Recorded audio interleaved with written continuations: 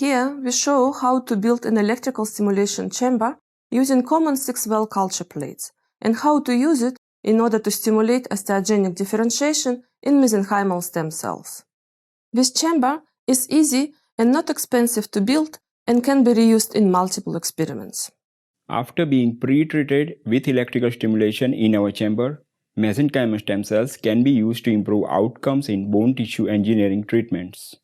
This chamber can also be used to investigate other cell types and electrosensitive cell behaviors like migration, proliferation, changes in the membrane potential, apoptosis, and scaffold attachment.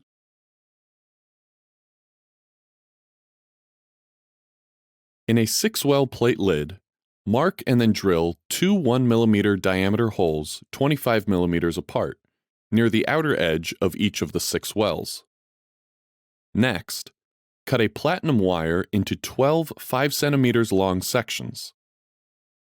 Manually bend each 5 cm section into an L shape, leaving one end 3 cm long and the other 2 cm long.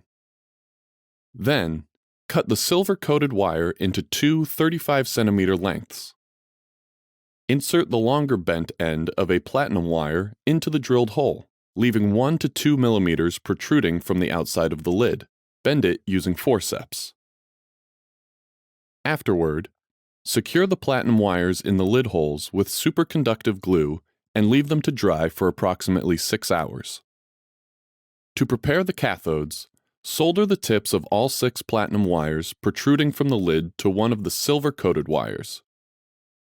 To prepare the anodes, solder the remaining 6 platinum wires to other silver-coated wires.